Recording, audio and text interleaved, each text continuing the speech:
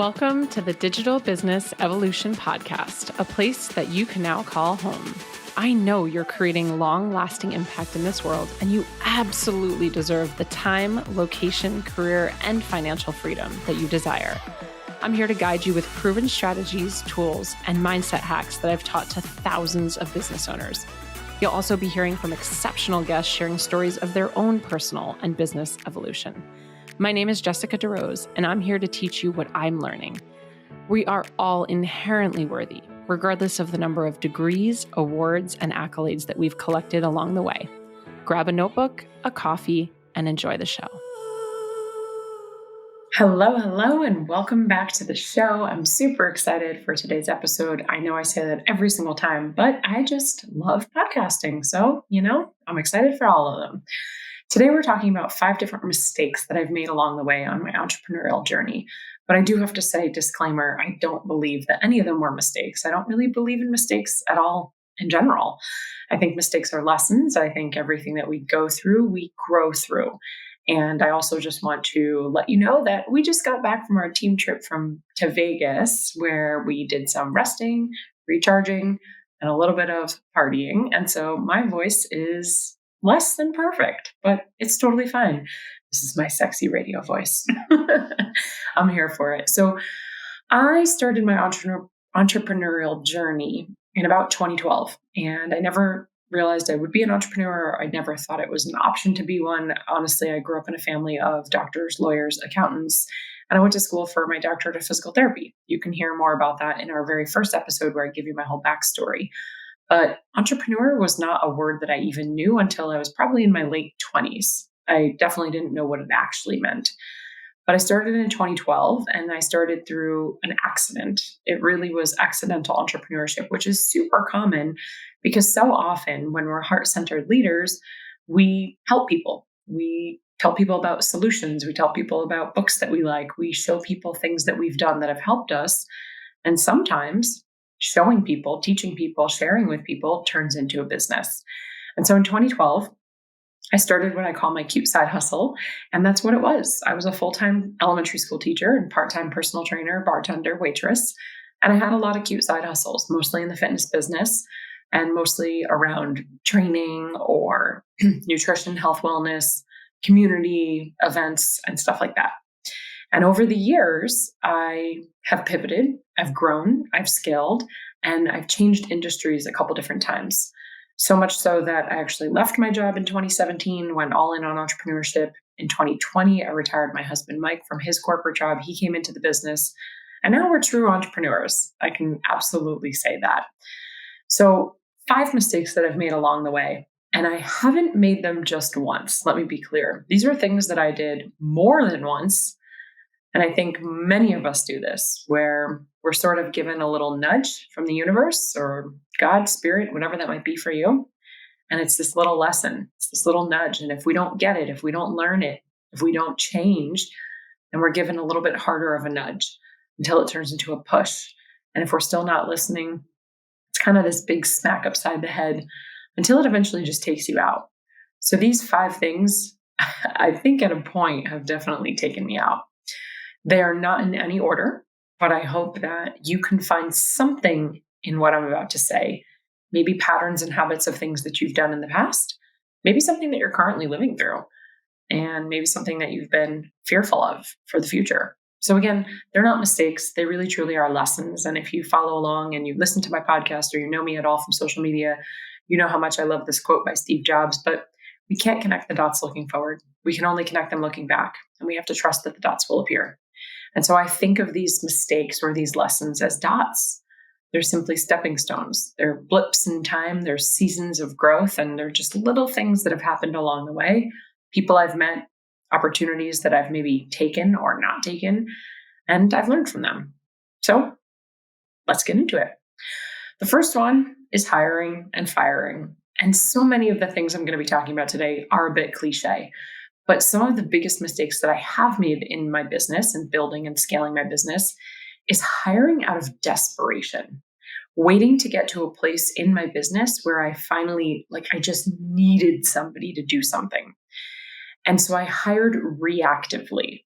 I just need to get somebody in here. I just need help. I'm drowning. I can't breathe, right? And so when we do that, when we hire out of reaction, when we hire out of desperation or need, we oftentimes don't hire the right people. Or maybe they're the right people, but they're not sitting in the right seat. And that has happened to me previously.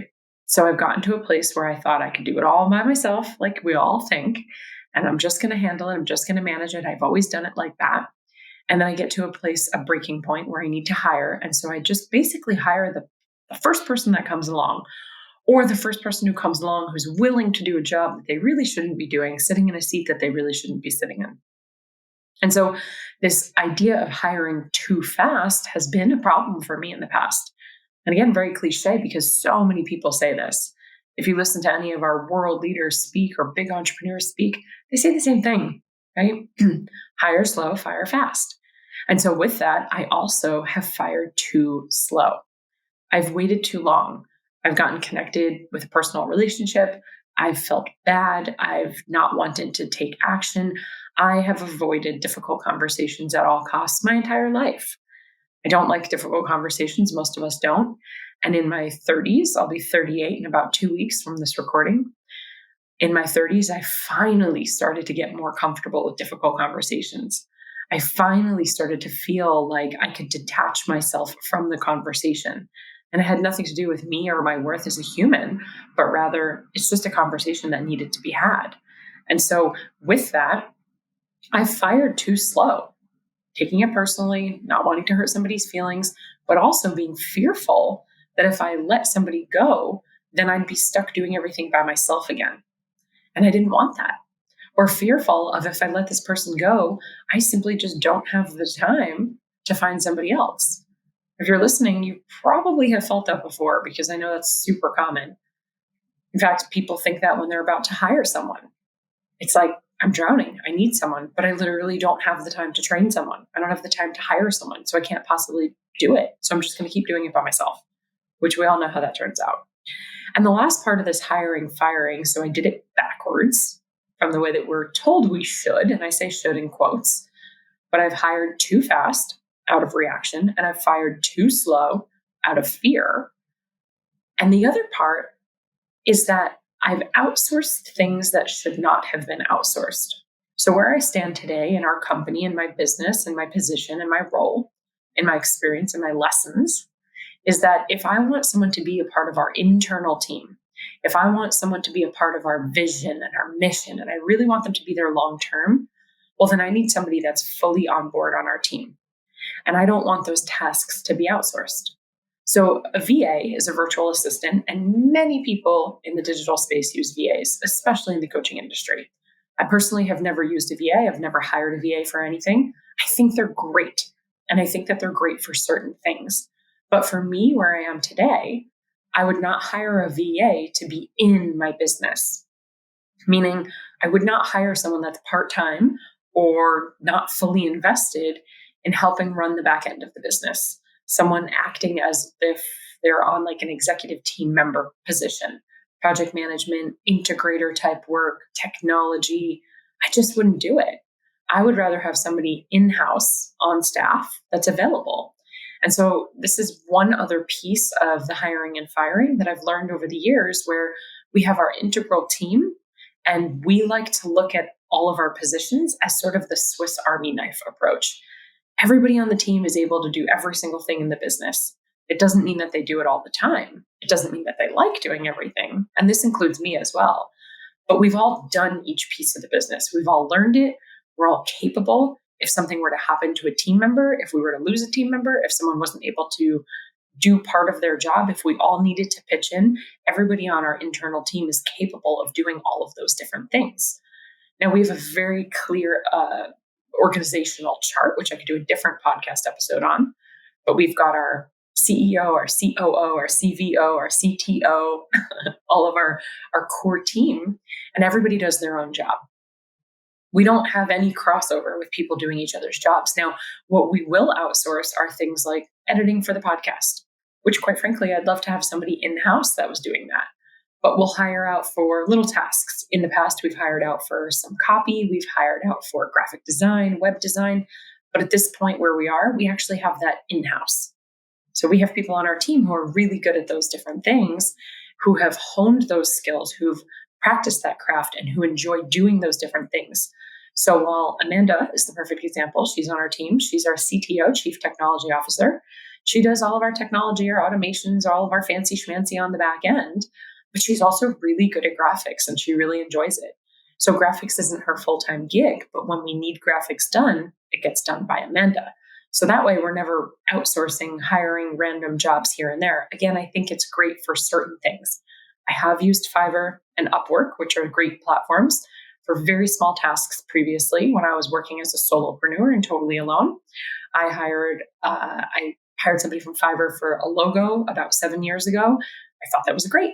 I didn't need somebody in-house, but hiring and firing out of need and desperation, too slow, too fast, and not really putting people in the right seat or not taking my team that I'm building seriously have been a huge challenge for me. Okay, so number 2, this one's huge. Building my life around my business and not my business around my life, which is something that I preach all the time in all of our programs, in all of our coaching, and all of our products at Digital Business Evolution. We say, build your business around your life. And one of the biggest mistakes that I made, gosh, I could think back to 2016, 2017, like it was yesterday, laying on my apartment floor, just crying out of exhaustion, resentment, anger. Why did I have a coaching call on a Sunday night? I didn't want to get on a coaching call on a Sunday night. Having to leave Sunday brunch with our friends, having to make sure that I was home early on Saturday because I had something to do on Sunday. And I recognized pretty quickly, it probably took me about a year and a half, which was quick, but I realized pretty quickly that I had been asking my clients when they wanted calls. I was actually sending like surveys that they would fill out.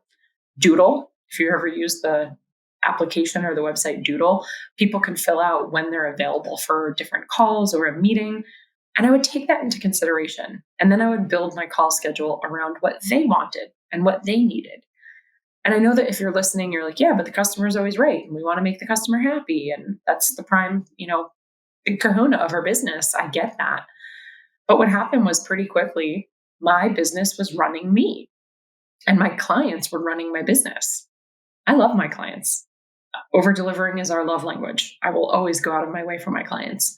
But at the end of the day, I didn't become an entrepreneur. I didn't become my own boss to live by somebody else's rules, to follow somebody else's schedule. And I say that with the most respect to my clients. But it did. It took me about a year and a half to recognize they were running my schedule. And that is not why I left my job as a teacher. I had already done that. I had already been told when I could take vacations. I had already been told what days I could get off from school. And so all of a sudden I was there again. And I didn't recognize or realize why I was there until I saw that I had been building my life around my business. My business is not my baby. When people tell me that their business is their baby, I cringe a little bit. I used to believe that, but my business is not my baby. I'm detached from my business. I have my own identity. I'm my own person with my own passions and beliefs and enjoyments. And my business is just a vehicle. It's a job. It really is. It's a job. It's a means to an end. Yes, we make incredible impact, and I have no ceiling on the income I can make, but it's still a job, and I get to build my life first, which is why when I do things like scheduling my day, I go into my schedule first. My morning time, my me time, my workouts, my play, my fun, my date nights, all of that goes into my schedule first. Vacations, days off, concerts that I want to go to, events I want to go to, first. The second thing that goes in is stuff that I quote unquote have to do, right? Or responsibilities that I might have. Maybe that's a family thing, a family party, a wedding. And then the third thing that goes in is the work stuff. And so when I started to make that shift very clearly, like I said, I can remember in 2017, I started to make that shift. It was a difficult conversation that I had to tell my clients, I know we've been doing it this way for a while, but we're no longer going to do it this way anymore. I stopped sending out surveys to future clients, the people who enrolled next.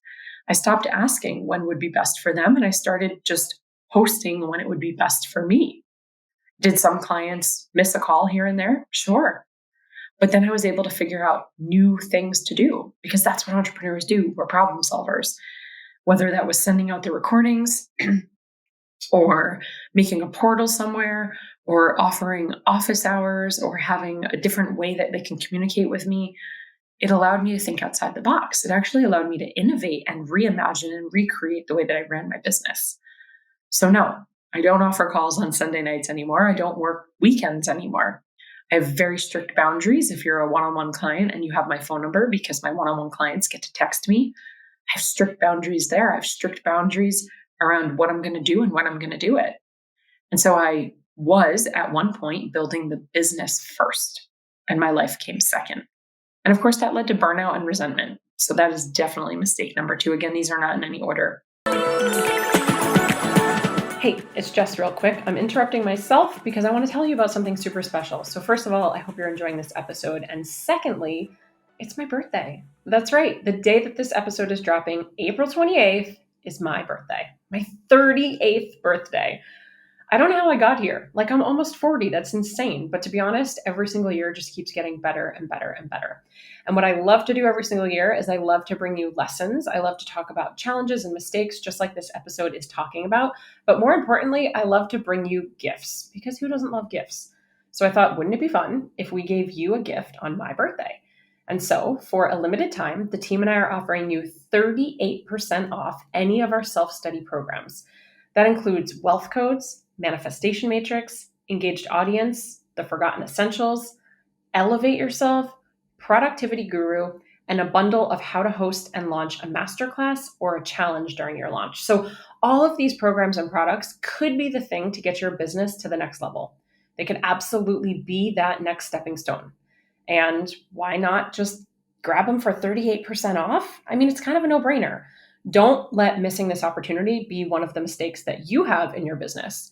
So like I said, for a limited time, you're going to use the code BIRTHDAY38. That's the number 38. So BIRTHDAY 38. And you can get 38% off of any of our self-study programs. Just because they're self-study doesn't mean they're less than. Just because they don't have tons of coaching or a million different modules and videos doesn't mean they're any less transformational or potent. In fact, they could be more transformational for you because you can go through them at your own pace, at your own time. And yes, of course, you get lifetime access. So for a short time, grab them at birthday 38, 38% off. And I just want to say thank you so much for being here. Okay, back to the episode. Mistake number 3. And again, these are just lessons. For a really, really long time, I sold the airplane and not the island. And this is a huge mistake that I see entrepreneurs make. Almost 90% of the coaches that come through Empower, our signature program, do this. This is often what they've been doing and why their business maybe isn't quote unquote working. So I would sell the airplane and not the island. I thought that my product was my offer. Now, whether you sell a physical product like t-shirts, water bottles, makeup, or you're selling a digital product like a course or a coaching program, I thought that my product was my offer. And so when it would come time for me to sell it, when it would come time for me to pitch it or launch it, I would talk about my offer, which was my product. And I would talk about how many weeks it is and how many calls we give and what you're going to learn and how many modules we have, how great it is, how many students have gone through it, how much money they've made. I talk about when are the calls? Is it recorded? Where's our community? I would talk about all of the different things that were inside the program. And I would talk about the transformation that you would get. Of course, you'd be able to build a business, a huge business at that. But I was pushing the stuff that was hard, seemingly heavy, rather than the dream, the stuff that felt light and effortless. So let me take you back to an analogy here for a second. I told you I was selling the airplane and not the island. So oftentimes when we're selling something, our clients, our potential clients, are on island A. That's where they are right now. Challenges, struggles, frustrations. They're up at night, rolling around in bed, thinking about why they can't make money, why they haven't lost the weight, why they are afraid to leave a toxic relationship, why they haven't sold their house. How are they going to bake 25 cupcakes? Whatever it is that you do, that's what they're laying there thinking. They're also thinking about all the things that they've already tried, the systems, the courses, the programs, the diets, right? And they're thinking about why it hasn't worked. They might even be beating themselves up over it. And so they're on island A, which is quite frankly kind of unhappy. It's an unhappy island. And they want to go to island B, where everything is perfect. Everything is sunny. Everything is sexy. Everything is beautiful. And all of their desires and their outcomes are on island B. So it's making 10K months. It's losing weight and feeling sexy in a bathing suit again. It's increasing their relationship. It's finally getting pregnant after years of trying. It's making gluten-free vegan cupcakes that are sugar-free that actually taste good, right? Wherever they want to go, that's island B. And the vehicle, the airplane, is the way that you get them from island A to island B. Traditionally, it's the thing that's worked for you or how you help other people do it. And so the vehicle is the product. The airplane is the course. The airplane is the water bottle. The airplane is the leggings. The airplane is the t-shirt that you sell. The airplane is the mastermind. The airplane is the event. And so oftentimes people sell the airplane, and this is what it sounds like. Hey, you call your friend up, Jess, you want to go to Greece? Yeah, sure. Tell me about it. Okay, so we're going to pack our suitcases, and we're going to have to smash a bunch of shoes in because I'm not sure what we're going to be doing when we're there. After we pack our suitcases, we're both going to get Ubers or call a cab. You're going to go to the airport, and we're going to wait in line. When we get there, we're going to wait in line so that we can check our bags. They're going to make take our shoes off. They're going to go through our bags. We're going to go through the little checker thing, whatever that thing's called, where they check the stuff inside of our bags. And then when we get to the other side, we're going to walk to the gate. And we'll buy an $8 cup of coffee on the way at Starbucks. And then when we get to the gate, we're going to sit for 45 minutes waiting to board the plane. Then we're going to board the plane, and we're going to be packed in tight like sardines. And we're going to have a 7-hour flight. It's going to be amazing. And then when we land, we're going to wait for our bags. You get the picture. Okay. Now, the other way to do it, that was selling the vehicle. That was selling the airplane. That was selling how I'm going to get you from here to Greece.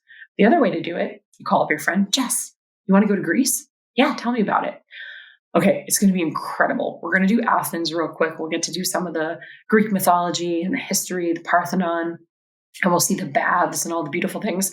But then we're going to Mykonos. It's so pretty there. That's the pictures that you always see with the white rooftops and all the blue water. And we're going to go to that place, Scorpios, that you always see on Instagram, where everybody's dancing on the tables and smashing plates, and they're watching the sunset, or I think they even watch the sun rise because they just party through the entire night. Everybody there is so sexy. We're going to get cocktails and mocktails. We're going to hang out. We'll get tan. Maybe we'll even take a boat over to one of the other islands like Santorini. Oh my God, it's going to be incredible. The water is literally crystal clear. And I heard the weather is just perfect. Which one sounds better? Me selling you the island, which is the destination, or me selling you the airplane, which is the vehicle? If you're anything like me, listening to the island story is probably way more enticing than sitting in a cab, waiting out in line and going through the gate, right? So a huge mistake that I made was that I was so focused selling the airplane, the vehicle, my product, that people, of course, weren't interested. It sounded like a lot of work, and nobody wants to do work. That's why the diet pill industry exists, right? Instant gratification. Get me the result now. I don't want to do the work. So number 3, I sold the airplane, not the island. And I did that a lot for many, many years. Number 4, this one, I know you can relate to this one. I've gotten distracted by shiny objects far too often. It still happens to me. Now, when I say shiny objects, I don't just mean things that are pulling me away or things that are glittery, right? That's ooh, that might be fun. I want to try this. I want to try this. I don't just mean things like pivoting. I mean, I've gotten distracted by things like comparing myself to others. I've gotten distracted by my own perfectionism.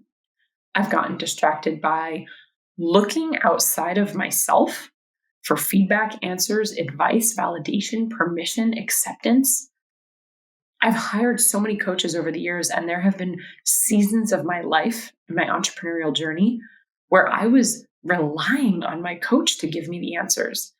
I had turned off my internal board of directors, which we can have a whole podcast episode on that. But I have this internal board of directors that I teach my clients about. We all do. It's the different versions of ourselves, the aspects of ourselves, our childhood self, the trauma we've been through, our ego, the good, the bad, the ugly. It's all inside of us. I wasn't listening to my intuition. And yeah, things like comparison, trying to keep up with the Joneses, If you're watching the video of this, there's a fruit fly. So I just keep trying to get it out of my face. I'm sorry. He's just buzzing around over here. He wants to hang out on the podcast. I've gotten distracted by shiny objects far too often. The comparing myself on social media is totally normal, and I know that you've done it. But it's not just in the she's better than me, prettier than me, making more money than me. Why doesn't my Instagram page look like that? It's why is her launch so easy? What is he doing that I'm not doing? What do they know that I don't know? Why is everything so effortless for them? Why have they been able to have XYZ? Why did they build blah, blah, blah? And with that comparison, I started to make decisions in the business that were not aligned for me. But I was making decisions out of places of scarcity, out of fear, out of trying to keep up. I was making decisions and fast changes because I thought that I had to. Okay, well, if everybody's zigging, I should zig. If everybody's zagging, I should zag. When in reality, the only reason that I'm here today is because when people have zigged, I've zagged. When people have zagged, I've zigged. Many entrepreneurs, when you hear lots of leaders talk, that's what they say. When everyone's going right, go left. Pave your own path, figure it out. And so I've gotten lost in the shuffle many times over the last 10 years, 8 years, 5 years, 5 years as a full-time entrepreneur. I've gotten lost in the shuffle many times. This is what they're doing. This is the platform they're using. This is the type of content that she's putting out. This is the type of course he's putting out. Oh, okay, everybody's charging this now. Now I thought we were charging that. Everybody's using this platform. I thought we were using that. And so there have been many, many, many times that I have gotten distracted by shiny objects. It's the worst thing for your mental health, right? It's like the worst thing you can do for your own mindset, momentum, energy, confidence, intuition, decision-making skills. But also, especially when you have a team like I do, that back and forth, that ping-ponging is exhausting for the team. It's not fair for the team. It's so frustrating when you ask your team to help you do something and then the next day you change your mind after they've worked on it. And they put so much energy and so much time and so much love into a project and then you scrap it. I'm not saying it's not okay to scrap a project every now and again, but when you're in this distracted, shiny object season of back and forth, not knowing who you truly are, which is part of growth, by the way. So don't judge yourself if you're there or if you've been there. But it's hard. It takes a toll. It takes a toll on you. It takes a toll on the team. It takes a toll on your clients, your ascension model, your product suite, your offers. It'll take a toll on your impact and your income. And for me, it has in the past multiple times. Now, fortunately, as I've grown and I continue to grow and have an awareness for my own self, I'm able to come back faster. I call this the comeback rate. This happens even when you're doing a launch. Sometimes people will get down in the dumps, right? It's not about not getting down in the dumps. It's not about not feeling bad. It's not about just totally being detached and grounded at all times. I wish we could all be that, but that's just not true. We're humans. So it's not about never feeling comparison. It's not about ending perfectionism once and for all. It's about the comeback rate. When you notice it, awareness is key. When you see it coming up, how fast can you come back? How fast can you manage your feelings? What tools do you have? How fast can you implement those tools so that you can, for lack of a better term, get yourself out of it? And so distracted by shiny objects has been something, probably the biggest struggle for me over the years. Maybe for you too. Because hiring and firing only happens once in a while. Building my business around my life, I learned that lesson and haven't gone back. Selling the airplane and not the island, another lesson that I haven't gone back on because now it just makes sense in my brain. And hopefully I gave you that grease analogy and it makes sense in your brain too. But man, the getting distracted by shiny objects, the perfectionism, the permission from other people, external validation, keeping up with the Joneses, watching the technology shift, the way that we consume shift, the way that we buy shift, trying to keep up with all of those things, the new features that come out, and comparing myself to others and what they're building and doing and how they're doing it. It's definitely been the hardest lesson. And it still comes up. It still rears its ugly head. It absolutely does. So don't think that it doesn't. But my awareness and my comeback rate has gotten exponentially faster. Okay, so the fifth one, the final one that I'm leaving you with, this mistake or this lesson, and I think a lot of us have felt this, and I know a lot of leaders talk about this, is just thinking that I needed to have it all figured out. Like, man, I look back at 2012 Jess, clueless. She was so clueless and ignorant, and that's bliss. Ignorance really truly is bliss. And I look back at the pressure that she put on herself. Mind you, she wasn't even a full-time entrepreneur. I was a teacher. I had a good job. I had a salary. I had summers off. I had vacation. I had paid vacation. I had sick days. Mike had a job. He worked in corporate. We owned a house. Life was great. But the pressure that I put on myself, thinking that I needed to have it all figured out, that the day that I started, the business needed to be making 2K, 5K, 10K months, that I was supposed to just know things. I had never taken a formal business class in my entire life. Doctorate of physical therapy was undergrad, kinesiology, exercise physiology, personal training. I was a coach, like a gymnastics coach. I was an athlete. Why did I think that I needed to know about marketing and sales and technology and funnels? I mean, it's crazy. And not only did I think that I needed to have it all figured out, I didn't think that I could delegate. I didn't think that I could ask for help because, like so many of us, we've been told, I don't know why, but the story that asking for help is weak. You have to do it alone. It has to be a struggle. I'll never forget in 2013, 2014, 2015, I was doing bodybuilding competitions. And my fitness coach, we were on a team of all these women, hundreds of women worldwide that we worked on our fitness competitions together. It was all virtual. This is one of the reasons I got into digital education and virtual training was because I was living in New Jersey. My coach was in Massachusetts, and I paid her every month, and she would email me my workout programs and my macros for competing. And so I had this light bulb moment because at the time I had been a personal trainer for about 15 years. So I was like, wow, I could do this too. And so that's where it started. 2012, 2013, I started emailing people workout programs. They were paying me $79 a month. But I digress. So in this team, with this team of all these women that competed worldwide, she always used to say to us, don't be a part of the sorority of suffering. This is not the sorority of suffering. The sorority of suffering is a choice.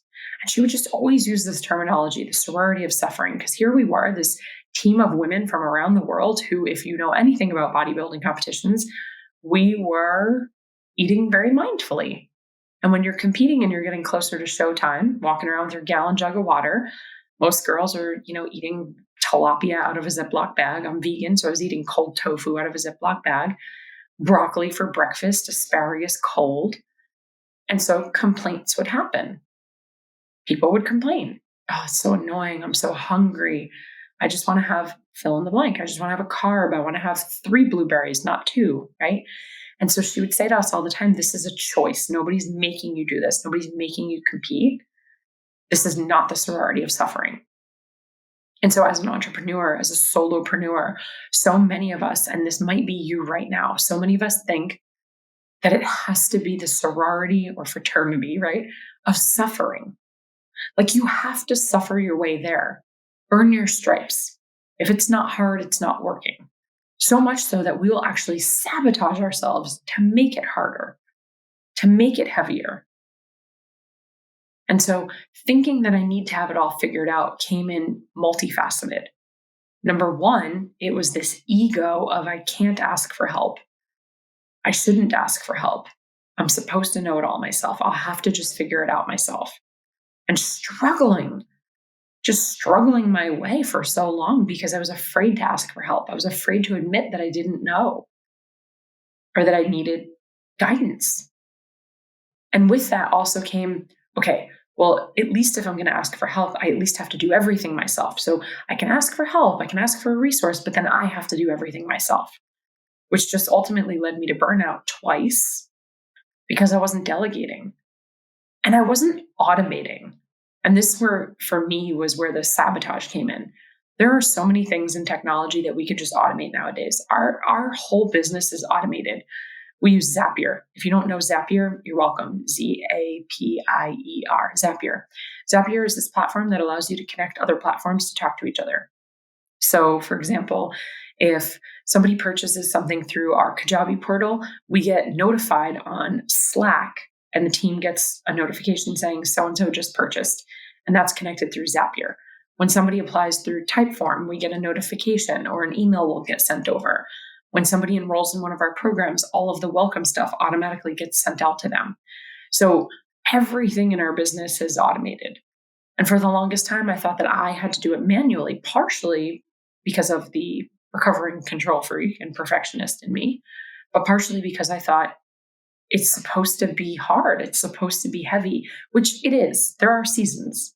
I'm not saying it's all light and fluffy and flowy and aligned.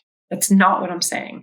In fact, that's a podcast episode for another day that I can talk about, because the pendulum has swung really far. And I think it's very dangerous for this message to be out that it's all just ease and flow. It's only ease and flow when you've done it before. There is a level of not suffering, but there's a level of work that needs to happen. Understanding, challenge, overcoming, right? There's a level of that needs to happen before it's ease and flow. And so thinking that I need to have it all figured out, one of my dear friends and mentors, Chris Harder, he's been a mentor for, 8 years. He had said to me in 2016, we were at dinner, and he said, ego is your biggest overhead. Ego is costing you everything. Ego is keeping you small. Ego is keeping you from the people, the opportunities, and the answers that you need. Ego is getting in your way, telling you that you should do it by yourself, that you're supposed to know, that you can't ask for help, that you look weak. Ego is costing you everything. And for the last however many years it's been since 2016, how many years has it been? I don't know, 4, 5, 6, 7, 6, 7. I have used that quote time and time again, because it's one of the things that shifted for me, where I started to finally get out of my own way. And the business went from multiple 6 figures to multiple 7 figures. And it's because I realized I didn't have to have it all figured out. My ego wasn't helping me. It was time for me to delegate. There are actually people who do things way better than I do them and faster than I do them. And they like them more than I like those tasks.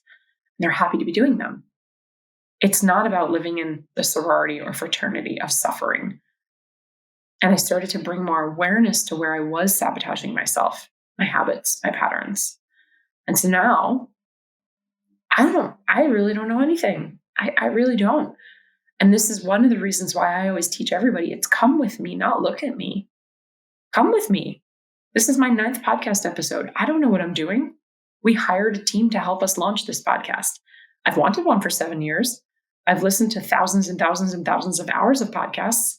I've been on hundreds of podcasts as a guest, but I don't know what I'm doing. Honestly, right now, I'm hoping that this is recording. I see the little ticker thing going as I'm speaking, but my fingers are crossed that the sound is coming out because I've been speaking for 30 minutes. But I don't know what I'm doing. Come with me. I'm trying this. I'm learning this. Come with me. I'm hiring people. I'm scaling a team. Come with me. I invested in my first company. Come with me. Maybe I'm going to build a company where I need to actually raise capital. And you better believe that I'm going to be showing you along the way as that all unfolds. I don't have it all figured out. I don't need to have it all figured out. So let's do a quick recap. 5 of the mistakes or the challenges that I've overcome and learned lessons from, which I still sometimes struggle with, is this idea of hire slow, fire fast, and be mindful of the seats you're putting people in. Number 2, build your life first, right? Build your life first. Make sure the business is fitting in after your life. So be mindful of your boundaries. Number 3, sell the island and not the airplane. People don't want to do work. Sell where they want to go.